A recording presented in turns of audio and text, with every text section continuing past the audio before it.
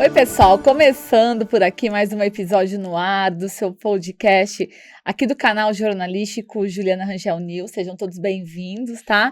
Você que está chegando aqui agora, se não se inscreveu no canal, ainda aproveita, tá? Já se inscreve aí, ó, ativa o sininho, que é muito importante para que o YouTube entenda o conteúdo de qualidade que nós temos diários aqui, viu, gente? Todo dia tem um conteúdo jornalístico para você, autoral, que a gente produz aqui nos nossos estúdios, para você ter o melhor aí do conteúdo, tá? E muito obrigada a você que já está inscrito, que está voltando aqui, está vasculhando, assistindo os nossos conteúdos e assistindo esse novo episódio aqui, mais um podcast no ar. Vou apresentar aqui o meu convidado de hoje, que, nossa, a gente tem conversa e tem história, viu? E faz tempo que eu já estava convidando ele, deu certo. Eu recebo aqui hoje Raimar Oliveira.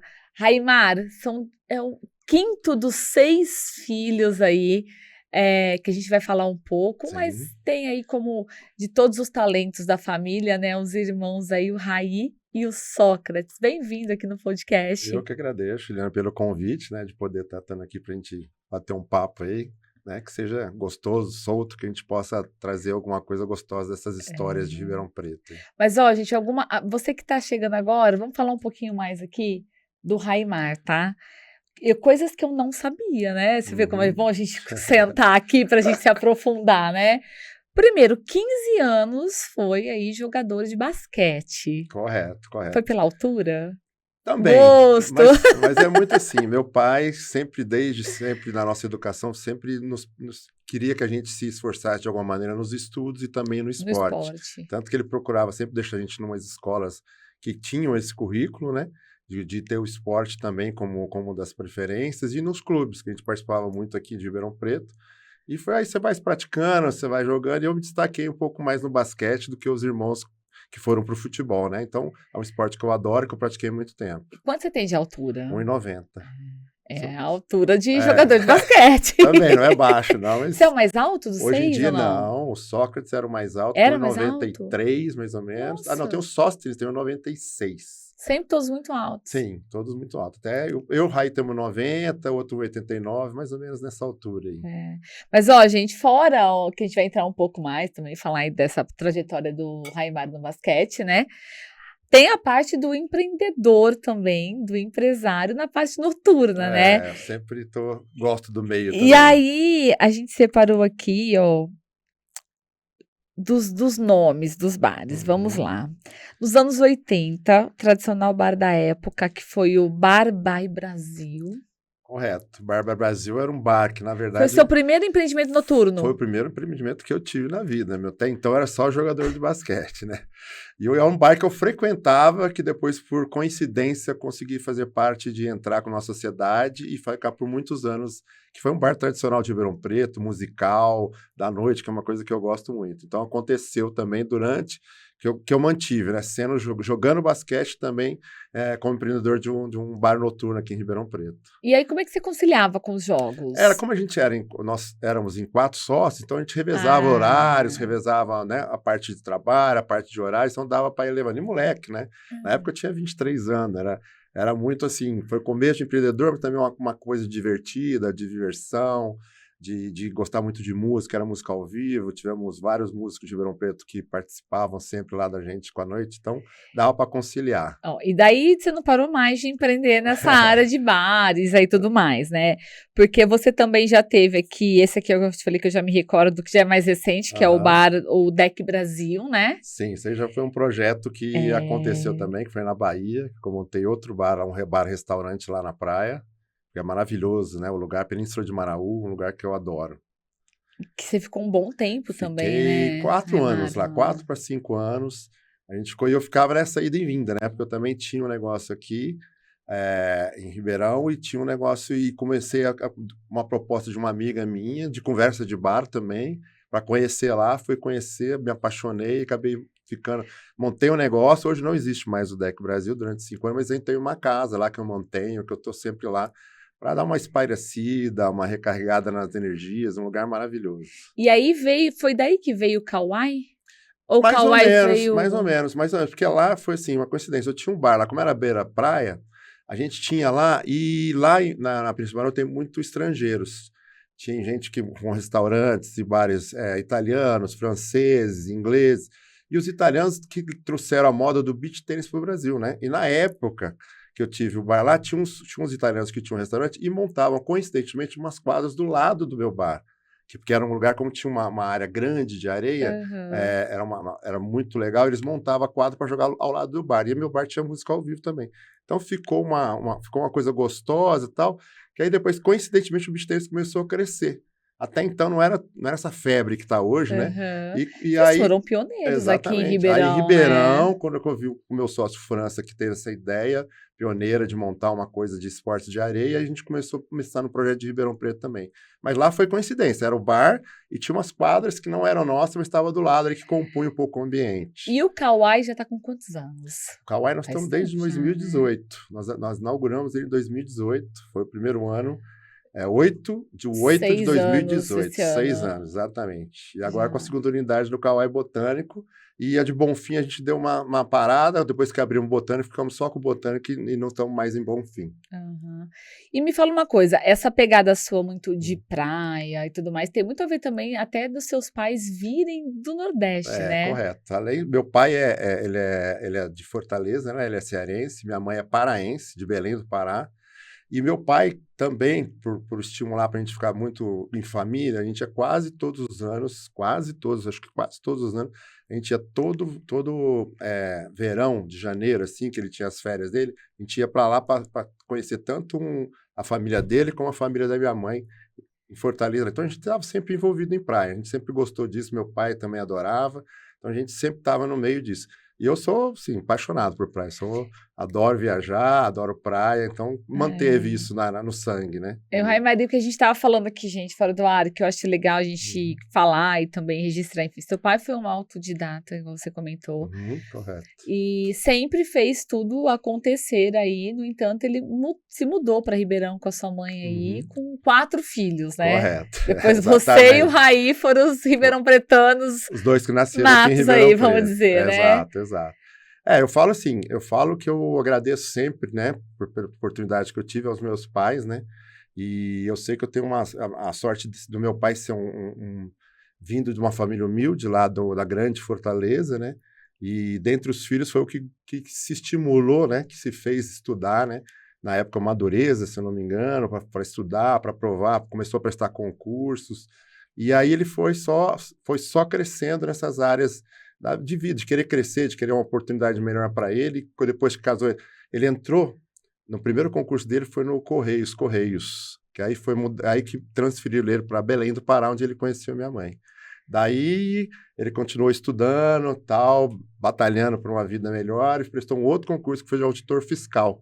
Foi quando ele foi transferido para São Paulo, onde começou tudo a acontecer, a história nossa aqui por Ribeirão Preto, interior de São Paulo. E aqui você estudou onde? Eu estudei no Marista. No Marista. Desde sempre. A família toda, na verdade. Quando ele mudou para Ribeirão Preto, meus pais, o pessoal começou a estudar, meus irmãos já vieram para o Marista, já começaram no Marista. Depois todos os 6 filhos estudaram lá. Minha mãe foi até mãe marista, né, por ter 6 filhos estudando numa época lá. Sua mãe sempre foi do lar? Sempre. Sempre aqui em Ribeirão Preto. Mas lá em Belém, ela trabalhava no Tribunal Regional Eleitoral de Belém do Pará. Lá ela trabalhava. Na época, começo de casamento, ela também trabalhava. Aí quando mudaram para São Paulo, que ela começou... Ela tinha que ser mãe, né? Porque já veio com 4, né? Depois veio mais 2. Exatamente.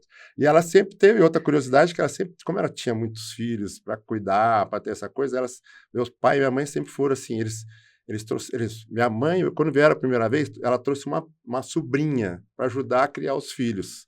Então, quer dizer, ela teve sempre, e essa oportunidade meu pai traria também para elas estudarem, para esses sobrinhos poderem estudar, ter uma oportunidade aqui, então sempre morava com a gente também. Então, sempre essa ajuda para poder, né, 6 filhos nunca é fácil de se criar assim. E ela viveu até os 100 anos, né, 100 anos, graças a Deus. 2 anos muita aí, saúde, né? lúcida, conseguiu 100 anos viver ali, com muita história para contar, com muita vivência, com muito espírito feliz. Ela era uma pessoa espetacular. A gente pegou umas fotos da internet. Ela aí, ela, exatamente, Dona Essa Guiomar. foto tem o quê? Você, o Raí, ela? Isso aí, se eu não me engano, foi na inauguração da área nova do Ribeirão Shopping. Olha. Que a gente foi lá, que teve uma homenagem pro Sócrates junto também. A lá. estátua? Eu estava lá. Você estava lá? Então, foi nessa foi inauguração. O CHF que ele fez, estava lá cobrindo. Aí nós fizemos, foi a inauguração dos Jardins lá, com a estátua. Com a estátua, exatamente, verdade, levamos minha mãe para presenciar, foi nesse dia. Se eu não estiver enganado, mas acho que foi isso mesmo. Aí eu estava lá, o Raí estava aí também, então a família toda foi lá prestigiar. Mas, ó, eu queria pedir à produção colocar uma foto, aquela que tá com os nomes dos irmãos, pra gente mostrar aquela antiga. Olha isso, que legal, a gente pegou da internet. Ó, olha os nomes, Sóstenes, Sófocles, ó, até me enrolo, Sócrates, Raimundo, Raimar e Raí. Exatamente. O que ela falava? De onde vieram esses nomes? Então, o meu pai, como eu disse, que era autodidata e gostava muito de ler. Ele lia muito, ele lia muito. Ele estava nessa época, ele estava lendo as histórias da Grécia, da história grega e tudo mais, e ele adorava os nomes. Então ele começou. Puxou das histórias Sócrates mesmo. era o mais velho, veio Sóstenes, só que aí chegou no Sófocles, minha mãe não aguentava mais. Aí a minha mãe falou, chega. Ela falou, agora eu não aguento mais. Um pouco. Porque até a gente fica pensando, como é que você vai chamar a atenção de 3 filhos com esses nomes? Por isso que vieram os apelidos de cada um, né? Porque não tinha gente que ficar chamando Sócrates, Sóstenes, Sófocles. E aí depois ela mudou, aí veio o Raimundo, né, que é o quarto, que é o nome do meu pai. Ficou 3 e 3, né, ó, diferente. O Raimar e o Raí, aí ficou 3 e 3, exatamente. E cada um de vocês tem um apelido? Não, mais os velhos, né? O Sócrates apelido, magrão, na verdade, diminutivo. O Sócrates era magrão, só que na época de criança, acho que o pessoal chamava ele de Cotê. Aí o Sóstenes é Tenês, né, para ficar mais fácil, e o Sófocles a gente chama até hoje de Toca. Então foi tudo apelido de criança. Eu acho que era mais, como minha mãe contava, era mais entre eles se falando. Como eles não conseguiam falar o nome direito, começou a surgir as abreviações. E se a gente olhar, né? que é engraçado, porque ó, o terceiro ali com R foi Raimundo, um pouquinho maior. Isso. Aí o seu já veio num tamanho médio, Raimar. Exatamente. Aí o último já veio Raí, tipo...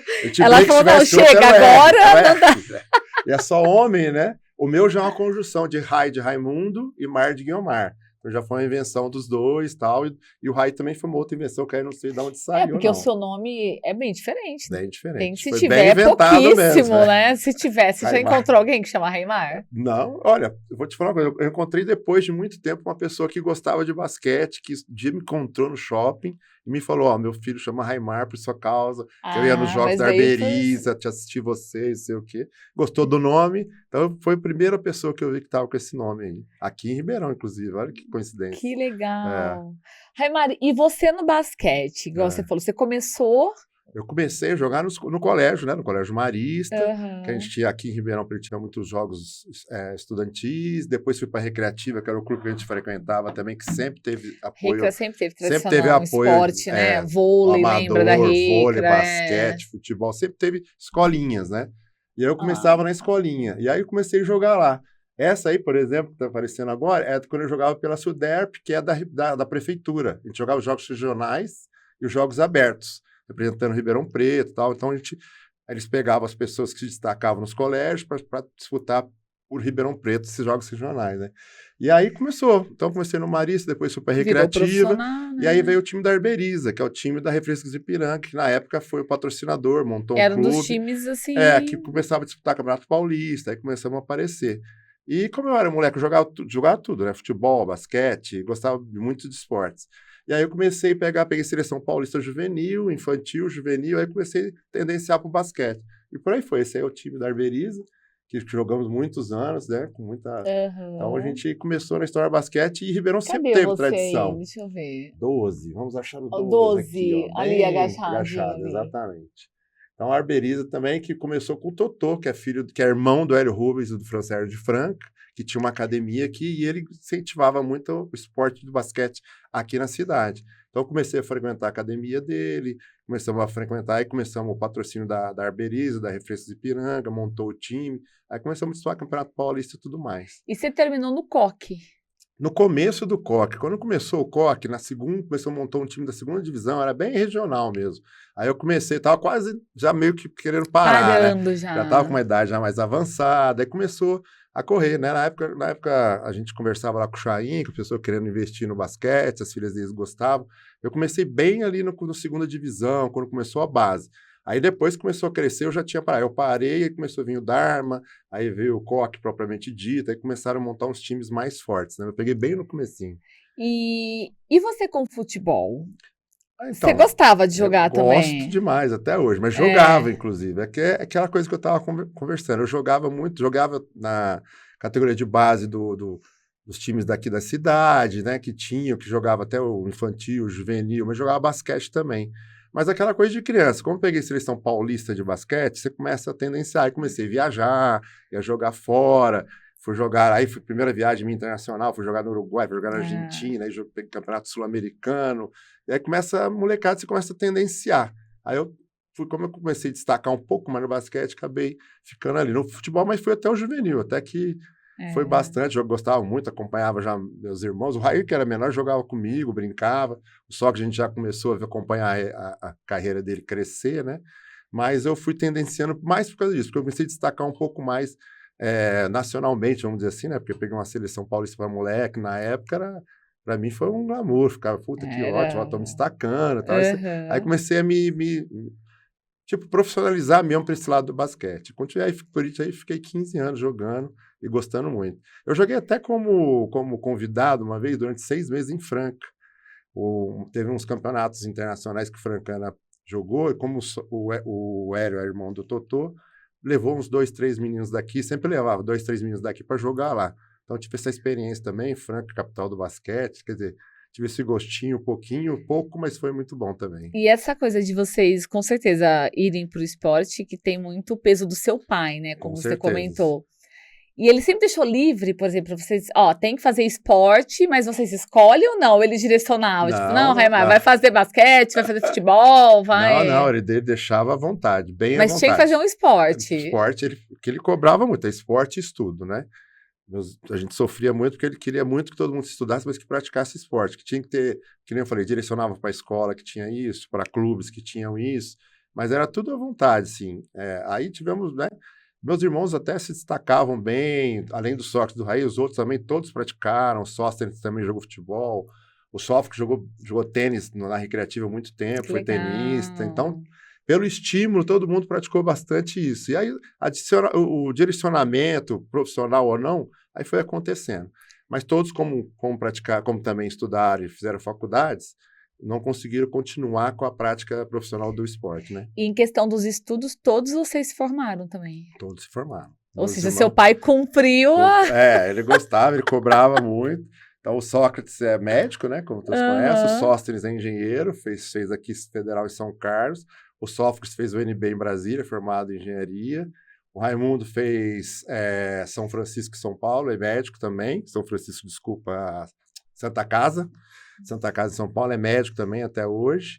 O Rai fez aqui, o Rai foi o primeiro que fez no começo, porque ele foi jogar muito novo, né? Ele começou a fazer fisioterapia, aí parou porque começou o profissional de basquete. Aí depois que ele foi completar estudo e tal, e hoje já está fazendo mestrado, já começou... vamos dizer que ele cumpriu a área escolar dele depois, né? Depois, ele só tem uma pausa ali. Ele começou muito novo, né? Porque ele começou a jogar com 18 anos e já estava profissional, né? Então o estudo ficou um pouco de lado, ele sempre mantendo, que nem meu pai, assim, estudando bastante, lendo bastante, mas como começou a viajar cedo para São Paulo, Ribeirão, aí saiu do Brasil, ele completou os estudos depois, inclusive agora com um mestrado em políticas públicas, que foi um baita do mestrado que ele fez lá na França e tá super feliz com a nova carreira dele. E você? Eu sou formado em Direito na UNERP. Direito? Nunca exerci a profissão. Nunca exerceu? Não. Só foi fez? mais um diploma pro meu pai. Isso eu digo que é verdade. Meu pai exigia tanto que eu te falei, eu estudei, jogava basquete e fazia o UNERP Direito. Fiz, me formei, entreguei o diploma, formatura, tudo mais. Só para ter o canudo ali, pronto. Já jogava basquete, continuei jogando, aí começou com o lado dos bares, na noite e tal, mas nunca exerci a profissão. Mas você escolheu direito por quê? Então, você podia ter escolhido, né? Lógico, porque o direito não sei, era mais porque assim, meu pai, eu tenho uma certeza absoluta disso. Meu pai, ele falava muito na época, porque foi meia carreira dele, concursos. E ele sempre me falava, gente, presta direito. Como eu tinha dúvida, e outro moleque, 17, você não sabe direito o que você quer. Eu faria que se fosse pensar, talvez eu falasse, educação física, né? Joga, basquete e tal, não sei o quê. Mas ele falou tanto na minha cabeça, eu acho que esse negócio de Porque concurso, se você precisasse, você presta qualquer concurso, é só você ter o diploma, tal, não sei o que, que aí eu falei, então tá bom, E você era um bom aluno, Raimar? Não era muito bom, não. Eu vou te falar uma coisa. Porque é uma dedicação ali, não, né? Foi assim, vou falar que eu fiz o bastante para poder passar. Mas como eu jogava, viajava muito, não sei o que, mas era assim, eu também acho que eu tinha uma facilidade, né? Como é uma coisa que você conseguia, além das aulas, estudar sozinho e tal, com a ajuda de companheiros da classe e tudo mais, eu acho que eu até fui bem, não tive muita... Acho que nos meus 4 para 5 anos já me formei, e aí depois fui seguir minha vida, consegui o diploma que meu pai queria, falei, tá bom, pai, tá aqui, ó, qualquer coisa, se eu precisar, a gente presta um concurso, aí vamos ver. E esse lado empresarial seu, assim, de gestão, você aprendeu na raça, então, né? Porque, foi coincidência e na prática, inclusive, na raça e na prática, né? Como moleque levei meio no banho-maria. Mas aí você vai conhecendo melhor. Porque virou a sua profissão, né? Que é o que você faz até hoje. Coincidentemente, foram aparecendo oportunidades, né? Nesse meio, nesse ramo, né? Eu tive se eu não me engano, uns 3 anos, eu tive uma loja de acabamentos. Mas foi bem rápido, assim. E outros foi mais nessa área de noturna, de bares. Mas foi mais na prática. E geralmente eu sempre com alguns companheiros, amigos, sócios que estão... Eu gosto muito de relacionamento público, né? Eu gosto de estar com as pessoas, de conversar com as pessoas, de estar conversando tudo. Então a gente foi acontecendo. Uma coisa foi natural, não foi nem, às vezes, nem tanto. Tanto a parte na Bahia, que foi uma coincidência que eu tive com a minha sócia, que eu tive lá. E eu ia te perguntar, como é que surgiu a oportunidade de você ter um bar lá? Então, eu estava aqui em Ribeirão e o Sócrates teve uma namorada em São Paulo que conhecia a Península de Maraú. E ela sempre vai. Porque é o que a gente estava falando fora do ar. É uma regiãozinha, assim, é turística, mas é muito preservada ainda. Igual você falou, estrada de terra, né? A cidade toda ainda é chão de areia. Não tem muito asfaltado, muito pouco. São todas casas madeiras, bem bonitinhas. Coisa bonita, linda. Que eu falo para todo mundo. Até curioso saber, porque parece que os estrangeiros descobrem primeiro que a gente, né? E a gente que mora aqui, a gente chega lá e fala, eu não conhecia aqui. Você vai lá, tem um italiano, tem uma pizzaria, o francês tem um restaurante, você fala assim, pô, o brasileiro tá chegando ainda. Então, e foi um lugar que ela descobriu lá, que é bem apesar de ser litoral, né? Se fosse pelo litoral, a gente conhece tudo, mas muito. E eu fiquei lá, esses 4 anos que eu fiquei lá, 4 para 5 anos, muita gente que eu levei, entre aspas, vamos dizer assim, de convidar, estimular ir para lá, não conhecia. É muito engraçado. Inclusive, eu morei lá. Meu segundo casamento foi lá agora, de tanto que eu adoro lá. Ah, que legal. Aí, todo mundo que ia lá, eu nunca ouvi falar, não conhecia, porque é bem perto de Itacaré. Todo mundo conhecia Itacaré, mas a Península de Maraú ninguém conhecia. Ou já tinha ouvido falar e não foi, sabe? Então, aí fui para São Paulo, ela foi uma ex-namorada do Sócrates, uma das, né? Que o Sócrates teve várias namoradas. E aí eu estava sentado num bar, conversa de bar com os sobrinhos, que ela ficou muito amiga dos filhos do Sócrates. E eu conversei com meu sobrinho, ela sentou, tal. E eu estava com a minha cabeça na época, eu tinha acabado de perder minha primeira mulher, que eu perdi por câncer e tal. Eu estava meio assim, meio perdidão, sem saber o que fazer. Aí a gente conversando, cara, eu acho que eu tô querendo dar uma paz, ir pra praia. Eu falei, pra praia, ela falou, opa, no bar, assim, na mesa lá na Vila Madalena, em São Paulo. Ela falou, como assim? Eu falei, não, sei lá, você apareceu, eu queria ir pra praia, pra conhecer, dar uma arejada, talvez é isso que eu sempre pensei nisso e tal. Ela falou, então, se você quiser, a gente pode ir agora lá conhecer, porque eu tive uma oportunidade, eu vou lá todo ano, e um amigo meu, que tem um dono no bar, me vendeu esse bar, acabou de me vender, e eu preciso de alguém para me ajudar. Cara, olha do só. nada. Eu falei, você tá brincando? Eu falei, juro, eu acabei de comprar o bar e preciso de alguém para me ajudar. E aí surgiu da Vila Madalena para Bahia, vamos dizer assim. Foi maravilhoso. Aí ela falou, não, primeiro você vai conhecer, se você gostar, a gente monta o projetinho e você vê se você quer. E aí quando você chegou? Não, eu desci da lancha lá, você chega de lancha lá.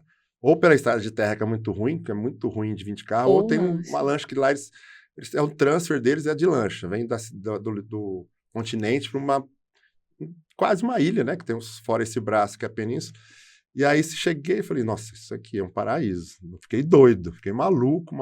Depois fiquei um tempinho com ela lá, falei, ó, próximo verão, se você quiser, eu já tô junto. Aí começamos.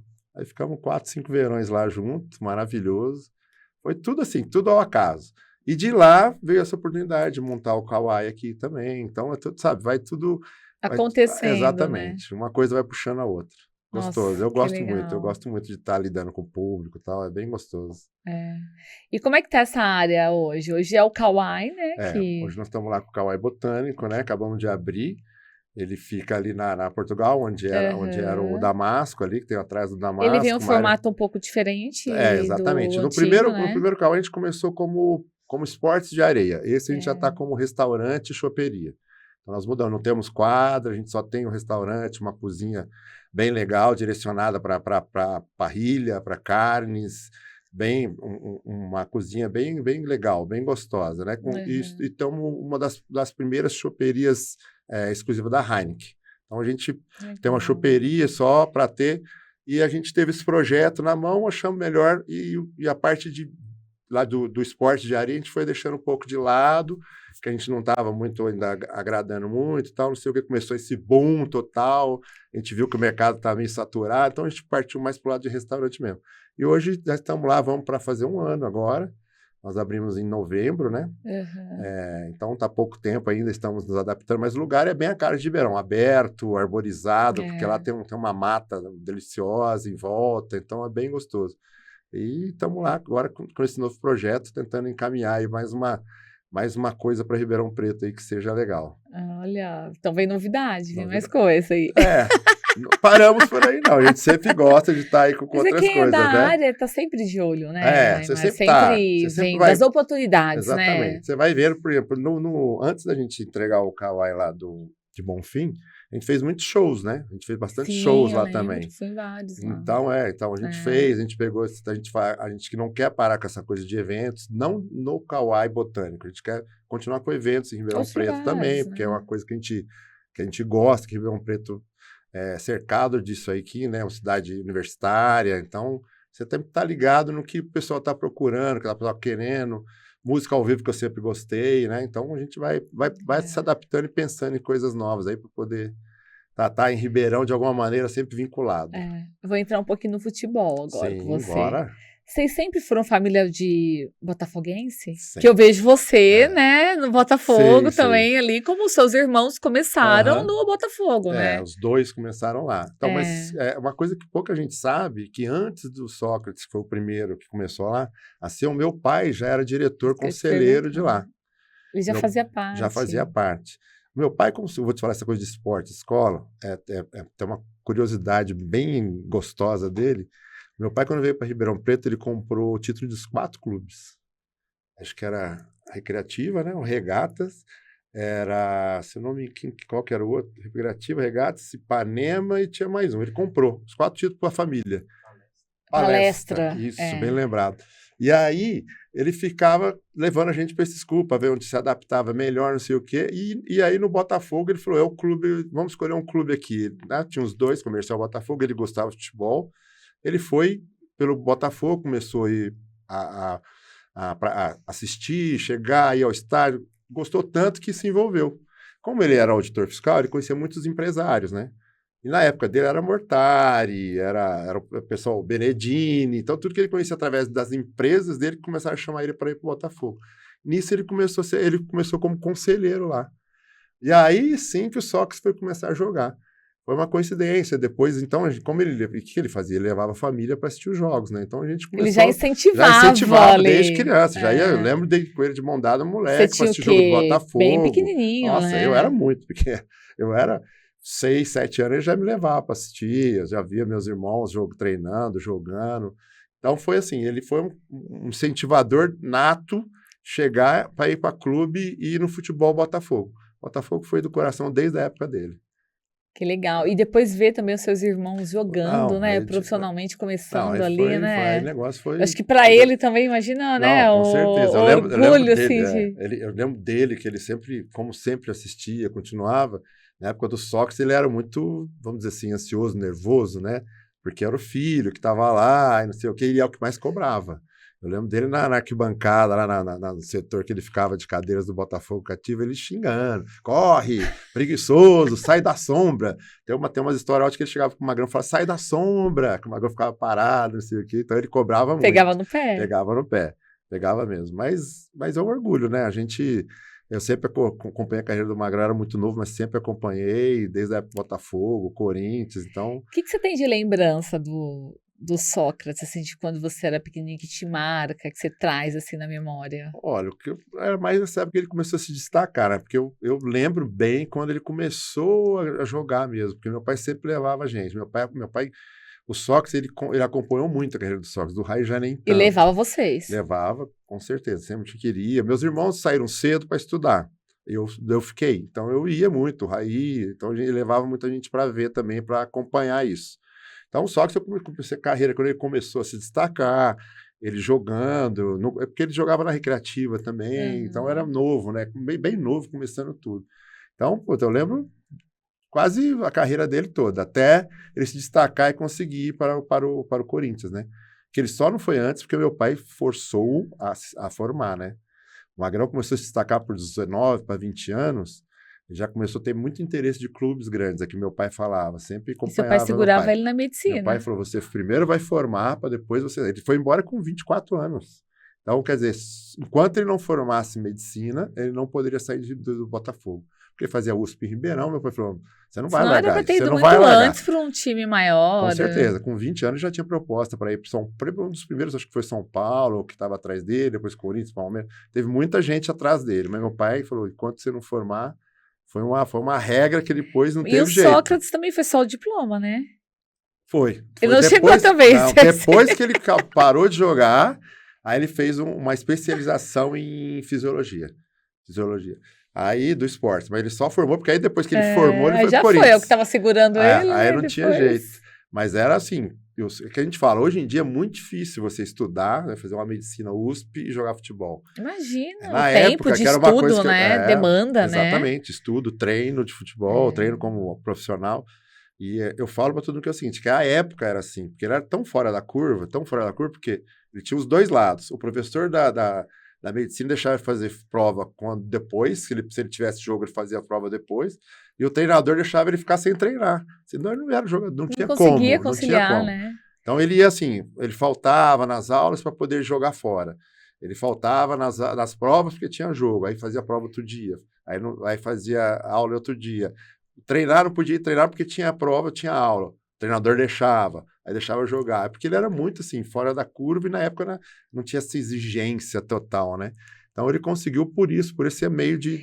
Tanto os professores como os treinadores foram companheiros, vamos dizer assim. E o dele, futebol né? foi por acaso também, no sentido da carreira dele já ter essa coisa do dom, de Ele era muito, ter facilidade, exatamente. né? Ele jogava muito, ele era muito procurado, todo mundo elogiava, ele sempre se destacou nisso, né? Porque mesmo por ele, se deixasse, ele ia para outro, ser médico ou ser alguma coisa ou outra, total, por ele ia. É que ele se destacou tanto, que ele começou a ver que ali estava o dom dele, que ele teria de alguma maneira que tá por um tempo jogando, né? E você tem memória, assim, pra mim, de um jogo dele que você foi assistir, que te marcou bastante, assim? Olha, eu vou te falar, que foi foi um campeonato, quando ele jogava no Botafogo, foi um campeonato brasileiro, que o Botafogo disputou o brasileiro, hoje seria a Série A, né? Foi contra o Fluminense aqui, o Rivelino jogava no Fluminense, e o Botafogo tinha um time fantástico, era gostoso. Lotava o estádio, a gente ia pro estádio às 6 horas da tarde, pro jogo às 9, e foi um jogo maravilhoso, lotado, 2-2, só que se jogou muito, o Zé Mário, o final do Zé Mário jogava, e ele detonou. Acho que foi ali que começou a despertar muito interesse do povo de fora, foi quando ele começou a disputar esses jogos, né? Então ele se destacava demais com esses clubes grandes. Então isso me chamou a atenção. Contra o Fluminense aqui, foi um dos primeiros jogos que me chamou a atenção, que ele teve uma bela apresentação, que muita gente falou dele, o Rivelino junto, jogando contra, falando bem dele. Então é uma coisa que marca, assim, bem legal. Aqui no Botafogo foi uma dessas. No Corinthians teve vários, porque o Corinthians é assim. E você sempre prestigiava? Sempre ia. Eu era estudante ainda, jogava basquete, mas era estudante. E sempre que o Corinthians chegava em fases finais, jogos finais decisivos, eu estava lá. Sempre ia para casa dele, ficava na casa dele para ir para o estádio, ficava na casa dele para ir para o estádio. Então, acompanhei demais também a carreira dele. E teve vários, né, campeonatos paulistas que eles ganharam, a época da democracia, que era muito forte, foi uma coisa muito forte que que ele mexeu com o país todo, então eu como irmão, você ficava do lado, eu até não conhecia muito, né? Fiquei conhecendo política, democracia, foi tudo através desse movimento dele também, né? Então foi uma coisa que foram marcando durante a carreira dele, toda a família, inclusive, né? Ó, eu tenho um comercialino aqui no estúdio, aí ele colocou a pergunta lá, o Sócrates bateu muito no comercial. Nossa Senhora! Os come-fogo da vida. Ó, eu vou te falar também, presenciei vários que eu me lembro, ele se deu muito melhor do que pior, né? Ele ganhou muito mais jogos como fogo do que perdeu. E sempre foi, né, uma rivalidade de Ribeirão Preto sadia, lógico. A gente sabe que Ribeirão Mas sempre teve foi uns perrengues aí, a gente teve uns momentos meio tensos de come-fogo, né? Aquelas coisas de rivalidade, né? Futebol tem muito disso, naquela época era muito mais, mas era a época que lotava estádio, que os dois times... Era tudo muito mais liberado, né? Hoje hoje é coisa mais, você não pode misturar a torcida. Antes não, você tá todo mundo junto. Você ficava esperar o dia, porque era uma festa, era gostoso. Apesar da rivalidade, era gostoso. Você podia assistir o jogo lá no Palma Travas, no comercial, como podia ir lá no Santa Cruz, no Botafogo, os comercialinos iam também. Era muito gostoso a época. E ele se motivava por isso. Era uma rivalidade tão gostosa que motivava os jogadores, né? E a gente conhecia sempre essa rivalidade e acompanhava muito. Então, ele se tacou várias vezes nesse jogo, sim. E me fala uma coisa, fora você torcer pro Botafogo, ser botafoguense, qual que é o outro time? Você tem um time fora Ribeirão, do coração? Isso também, sabia? Porque a gente tem o Sócrates, foi ídolo do Corinthians, e o Raí do São Paulo. Eu, por ser mais próximo do Raí, apesar de ter acompanhado a carreira do Sócrates também, mas foi mais... vamos dizer assim, uma coisa mais distante, torcedor do Sócrates, do Raí, como eu era mais próximo, eu acompanhei a carreira dele muito próximo. O que seria isso? Ele jogava, eu ia com ele no estádio, eu ia em treinamento, e aí quando ele foi para São Paulo, eu fui quase todos os jogos, e eu ia assim, eu ia na concentração, eu ia no treino, eu falava com os jogadores, ficava amigo dos caras. Tanto é que era legal que teve vários jogos, depois do Mundial de 92, que eles foram campeões mundiais lá em Tóquio, eu fui também. E eu participava, eu ia dentro do vestiário, eu ia no dia do treino, assim, e tinha até a palavra do Zé, que o Zé chegava e falava, o Raimar tem que ir, você tem que levar o Raimar, ele é até quente, né? De tanto que eu estava presente, sabe? Então, acho que ali eu fiquei botafoguense, São Paulino. Eu fiquei muito São Paulino, vivi aquilo, que a gente brinca, que eu fui amigo do porteiro, a cozinheira, ao treinador, aos jogadores, então vivi. E o destaque do Raí foi São Paulo, né? Foi. A carreira dele ali mesmo. Lá na França também foi espetacular, mas antes, que eu tive perto, em São Paulo, ele ganhou tudo que ele queria, assim, montou um time fantástico, 4 anos ganhando quase todos os títulos, paulista, brasileiro, mundial. Então, aí no Botafogo, eu também, olha que isso, lá no estádio. Então, você já pisou no comercial ou não? Já, come fogo em Mas só pra ver o come fogo, né? Não, come fogo, sim. Sempre no come fogo. Aí foi da homenagem, né? Aí no Botafogo, meu pai era tão assim, meu pai quando começou ele foi conselheiro e meu pai também tinha, ele tinha um camarote lá, sempre teve, para levar família, para levar parentes, então ele era muito engajado, ele participava de reuniões de diretoria. Pô, não tinha como não ser botafoguense do jeito, e coincidentemente, e que bom que aconteceu isso, os dois saíram da base de lá, né? E se destacaram no Botafogo primeiro para depois ganhar o mundo. E o que mudou, assim, que você lembra na família de vocês, quando o Sócrates virou esse fenômeno no futebol? Porque até então, vocês tinham uma família ali de 6 irmãos, a vida de estudar e o esporte aqui e ali em Ribeirão, e de repente, né, eu imagino assim... Mas foi uma... Sério, foi um furacão, te imagina o que não virou. Não, foi demais, assim, foi um orgulho, né, que a gente teve, lógico, um destaque, era um cara que conseguiu atingir tudo que ele queria no futebol, mas era assim, que nem você falou, a gente assistiu o jogo porque gostava do futebol, e ele gostava, ganhava, mas de repente ele, seleção brasileira... Tava lá destacando, Copa do Mundo, você fala, putz, você fica doido. A gente que gosta de esporte, né? Então eu falo que eu sou muito privilegiado, porque ter 2, né? Um já é difícil. Você ter 2 irmãos que se destacam no futebol, que se for a seleção brasileira. E vocês esperavam ter um segundo irmão destacando? Não, porque imagina, primeiro, né, o Sócrates. Exatamente. Depois veio o Raí, anos depois. Não, e é difícil, porque no começo do Raí foi muito difícil, porque era muita comparação, né? Isso aí, como eu acompanhei de perto... Pesa, né? Era muito assim, Porque assim, o Rai jogava mal no começo, joga com o irmão do Sox, estão deixando ele querendo ver que se ele vai virar um Sox. Então ele teve que conquistar muito mais. Ele teve que, vamos lá, se esforçar muito mais do que o Sox teve. O Sox foi natural, explodiu, mas só que o Rai, a pressão de ser irmão foi muito grande. E o Rai tem um porém, porque o Rai foi assim, o Rai começou a jogar futebol profissionalmente porque ele casou cedo. E outra história curiosa é essa, que ele engravidou a namorada, ele chegou no presidente do Botafogo, na época era... Como é que é o nome dele? Deixa eu ver se eu me lembro aqui. Eu lembro que ele foi a primeira atitude que ele teve antes de contar para os meus pais, que ele já programou casar e queria trabalhar. Ele chegou no presidente do Botafogo, ou você assina um contrato profissional comigo, ou eu vou procurar um emprego, porque eu vou me casar e vou ter filho. Então foi uma atitude, ele com 17 anos tomou uma atitude dessa. Eu lembro que meu pai na época assustou, porque ele foi falar primeiro com o presidente, e depois que veio falar com o Laerte Alves, era o presidente.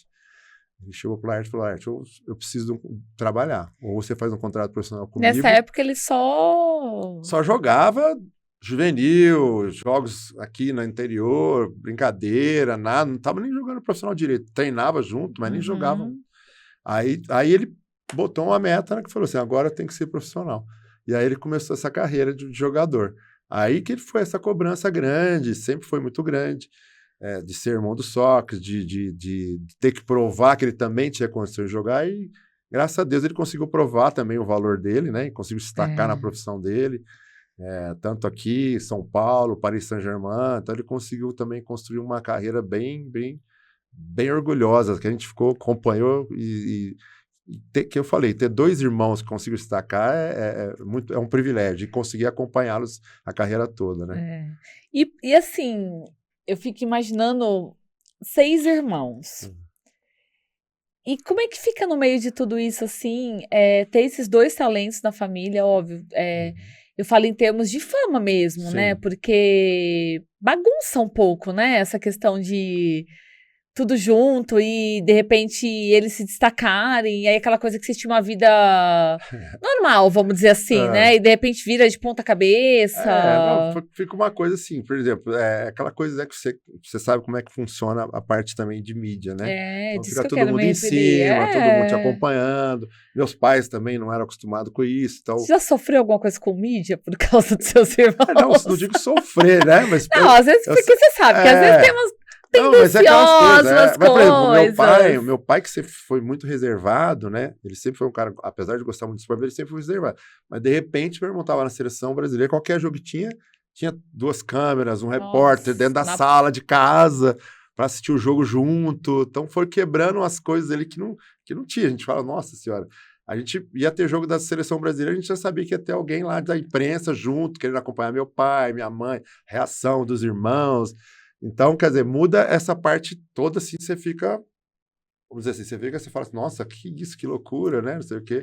Mas acho que depois a gente sempre lidou bem com isso, porque era uma coisa satisfatória também, né, porque a gente gostava e era tipo assim, não tinha como evitar, né, porque era sempre querendo acompanhar a carreira dele também. E você nunca pensou em sair de Ribeirão, Raimar? Você sempre gostou, assim, óbvio, você teve seu tempo lá na Bahia e tudo mais, mas você sempre concentrou seus negócios aqui em Ribeirão, né? Eu nunca tive, sabia? Nunca. Eu estudei aqui, me formei aqui, e aí comecei a construir minha base aqui, e aí, coincidentemente, meus irmãos todos saíram para estudar fora, trabalhar fora, e eu fui acabando...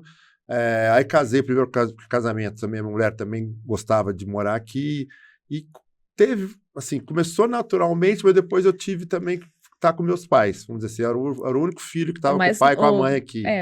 Quase o mais novo, quase né? o mais porque novo, o mais novo acabou, né, entendo mas aí meus né? pais já estavam aposentados e tal, não sei o que, então eu comecei a ficar junto com eles, acompanhar, estar junto, cuidar também, né, dar aquela virada, né, de pai de filho que cuida de pai. Eu peguei muito essa fase também. Processo, exatamente. Né? Exatamente. Não tem jeito. Mas nunca pensei, quero ir para fora, nem como jogador. Porque, assim, oportunidades, eu acredito que sempre teve muito, né? De querer fazer alguma coisa sempre tive. Eu sempre fui muito bairrista mesmo. Eu gostava demais daqui, sempre tive meus amigos aqui. Eu também acho que eu tinha minha proteção aqui, que eram meus pais. Era uma coisa que eu preservava muito também. Eu gostava de estar com eles, eu sabia que eu podia contar com eles também, né? Então, e a minha mulher, quando eu casei, tive minha filha, a gente morou na casa do lado do meu pai, que meu pai tinha um terreno, aí a gente construiu, ficou do lado, morando como vizinhos. Você tem filhos? Tenho uma filha. De quantos anos? Hoje ela está com 30 anos. Uau. Já está criada, está em São Paulo. Ela fez marketing no Mackenzie, hoje trabalha na Boticário. Legal. Tá encaminhada. Tá encaminhada, tá lá. E São Paulo, paulistano, total. No Ribeirão para ela agora, só para ver o pai de vez em quando. Olha lá, quando eu não vou, mais vou do que ela vem. Mas é a única filha que eu tive, então foi nascida aqui. Então eu fui criando raízes, né? Vamos dizer assim. Sempre, e nunca pensei em sair daqui mais ainda depois que meus pais começaram a ficar mais idosos. Você aproveitou muito os seus pais aqui. Muito mesmo, Sua muito mãe, mesmo. Isso é uma coisa que minha mãe até o fim, quer dizer, no final que eu perdi minha mulher, né? Então minha mãe foi minha base, né? Que eu ficava com a minha filha com 14 para 15 anos ainda. Então praticamente minha mãe que segurou a onda pra gente, exatamente, bem difícil. Então, minha mãe que estava ali do lado, tal, eu já não tinha meu pai, já tinha perdido meu pai, né? E aí perdi minha esposa. Então, minha mãe foi muito importante nesse momento da vida. Então, ali que eu fiquei mais ainda o pé aqui, acabei ficando aqui pro Ribeirão Preto. O que você tem de memória, assim, gostosa de Ribeirão? Que você sempre, de lugares, de coisas que você viveu muito bem aqui, seja a sua infância, adolescência, que te marcou, assim? Eu acho que o que mais me marca, que eu mais desfruto aqui são as amizades que eu consegui criar aqui, né? Desde criança, que a gente fala para algumas pessoas, não acredito, até nem minha esposa acredita. Eu tenho amigos de 40 anos, porque a gente sai juntos até hoje. Então, quer dizer, é uma coisa que eu valorizo demais. A gente sai hoje de se falar toda semana, o que você vai fazer, onde nós vamos ver se a gente se encontra. Que encontra mesmo, conversa mesmo, entendeu? E é desde o colégio, então, quer dizer, vizinho que eu tinha, por exemplo, tem muito amigo meu que é advogado hoje, ele era meu vizinho, que a mãe dele levava a gente para a escola e minha mãe ia buscar. Então, nós somos amigos até hoje, né? Hoje ele não tem os pais, nem eu, mas a gente é muito amigo ainda hoje. Então, eu tenho essa história, a gente ainda às vezes ia a pé para a escola, às vezes vinha com a mãe dele, às vezes vinha com a minha mãe. Então, é uma coisa que que eu acho que é uma coisa que eu tenho para a vida mesmo, que são as amizades, né? Família e as amizades. E a família, pô, tudo para nós, né? A minha mãe era a progenitora que junta todo mundo. Então, acho que Ribeirão me segurou muito nessas duas bases aí. E vocês são de família grande? Por exemplo, seu pai e sua mãe, deixa, por exemplo, muitos parentes no Nordeste? Olha, bastante, viu? Porque só vieram vocês para Ribeirão, né? Só viemos. Os que vieram e ficaram também foi com o meu pai, que eu te falei no começo, meu pai trouxe para ajudar. Né, para ajudar. Uma se formou na USP também, enfermagem, ficou aqui, casou, ficou. O outro veio ajudar meu pai também, ficou, hoje mora aqui, continua morando aqui. Agora, grande mesmo, porque minha mãe tem uma irmã que teve 11 filhos. 11? Minha tia Alice teve 11. Minha mãe teve 6, ela teve 11 filhos. Então, quer dizer, você imagina quando a gente vai para Belém visitar os parentes. Já reuniu assim, por exemplo? Já, alguns família toda? Alguns aniversários a gente já reuniu lá. Então, muita gente, por exemplo, a última vez que a gente fez um reunião foi um aniversário de 80 anos de uma tia, que foi em Brasília. Então, veio Belém, São Paulo, juntou em Brasília, aí deu... Mas é muita gente, porque além dos 11 filhos que casaram, tiveram filhos, então Nossa, e junta a primeira geração, a segunda, terceira, quarta e eu da brinco família. Porque faz um tempo já que eu não vou para Belém, mas quando você vai para Belém para conhecer, para visitar todo mundo, vai um mês, É um bom tempo. É um mês, é um bom tempo. Mas é gostoso, família grande. Do meu pai, da parte do meu pai, de Fortaleza, é menor. Mas também ele tinha 5 irmãos, os 5 irmãos estão lá. Eu fui na Copa do Mundo, eu assisti um jogo em Fortaleza, fazia muito tempo que eu não ia lá. E meu pai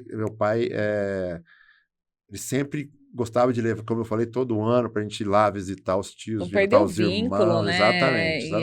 E depois que eu fiquei muitos anos sem ir, na Copa do Mundo eu fui. Cara, foi uma emoção grande, que eles estão lá e, por incrível que pareça, no mesmo lugar, até hoje, Messejana, no mesmo lugar. Isso que é incrível.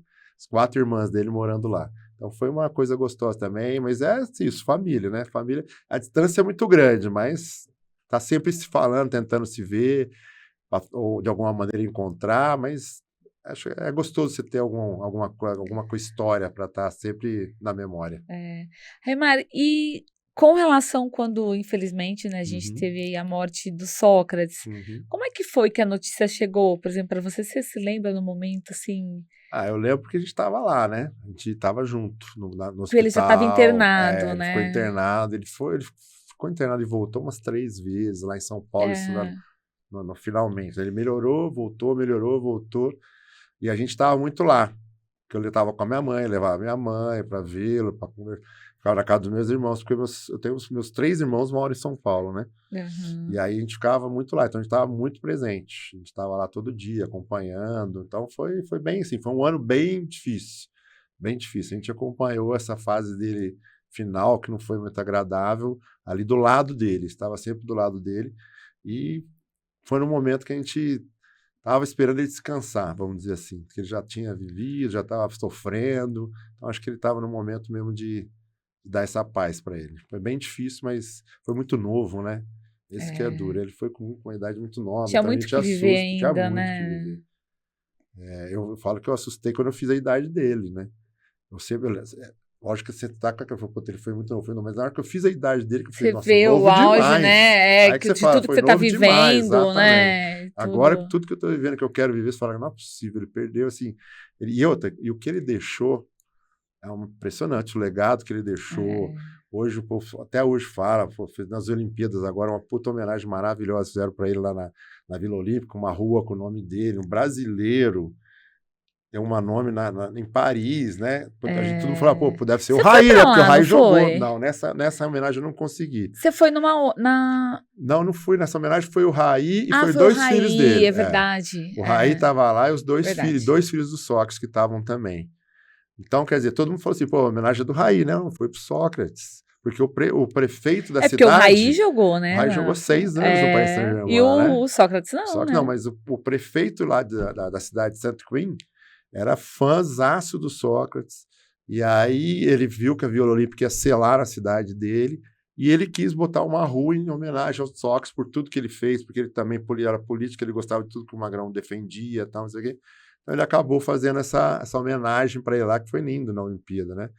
Então, a coisa assim, que o legado que ele deixou, ser falado até hoje, ser comentado até hoje, é um orgulho imenso, assim, é uma coisa bonita que ele deixou, apesar de ter ido tão cedo, é uma coisa intensa. Isso que eu ia falar, ele viveu muito. Ele viveu intensamente todos os momentos da vida a dele, minha mãe, né? Minha mãe que falava assim, sofrida, né?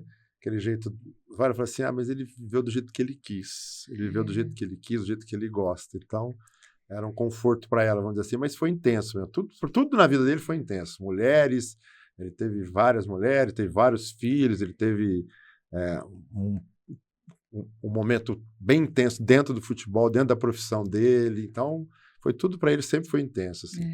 Você acha que Ribeirão deixou um pouco a desejar em termos de homenagens ao Sócrates? Olha, porque veio tudo muito tardio e ali, assim... eu não sei se... eu falo porque, poxa, olha onde, né, ele foi, várias coisas. Aí Ribeirão, aí sai correndo, faz alguma coisa. Eu vou te falar assim, não sei se é coisa do brasileiro, eu não digo nem Ribeirão, tá? Porque eu digo até lá no você vê lá em São Paulo, na carreira, no tudo, que no Brasil ele ficou, vamos dizer assim, fica um pouco meio esquecido. Não fica esquecido porque o povo está sempre falando. A torcida do Corinthians adora ele, está sempre homenageando ele nos estádios, nas homenagens. Mas é diferente, né? É diferente do povo lá fora. Lá fora o povo, você vê o povo falando dele, assim, você vê eles enchem o peito, adoram, fala que ele é demais. Aqui no Brasil fica aquela lembrança de datas, né? Algumas datas específicas se lembram. Lá não, lá o pessoal, você fala do Sócrates, você fica, eu quando eu tô lá fora, você fica até meio assustado com tanto privilégio, assim, de ele ter um nome, uma história lá fora, que é pelo pouco tempo que ele teve presente no esporte, ele deixou uma baita de uma história grande. E em 1982, na Copa do Mundo. Nossa Senhora, o que é aquilo? Foi sofrido. E onde você estava? Como foi? Estava em casa com meu pai e com a imprensa, como eu estava te contando aqui agora. Todo jogo... Então você nem foi para assistir, você estava aqui. Eu estava estudando, na época eu não consegui ir, né? Aí ficamos em casa, fiquei com meus pais assistindo, tava o Raí, meus irmãos, todo mundo lá assistindo, ficamos assistindo aqui, E foi sofrido, viu? Todo jogo, é o que eu falo, é uma seleção que não ganhou, mas que ficou para a história, né? É uma seleção que até hoje é falada no mundo inteiro, até muito mais do que as que ganharam, se você for ver, assim, de termos de conhecimento, todo mundo conhece. Eu acho que todo mundo conhece a seleção de que ganhou 94, 2002, mas a de 86, de 82, que não ganhou nada, é uma das mais faladas. Zico, Falcão, só que você fala com o inglês, história, você fala com o francês, fala com os caras sabem a escalação, é uma coisa muito doida. Eles amam essa seleção. E aí você vê treinador como hoje o Guardiola, que é um dos maiores do mundo, falando que foi um exemplo para ele. Então é uma coisa muito, quer dizer, foi um ano que a gente sofreu muito por perder aquele jogo, mas que a gente sabe que eles fizeram o melhor e deram o espetáculo, que foi o principal, que era o que o Sócrates sempre pregava, né? Que o esporte também é uma diversão, né? Não é só um profissionalismo.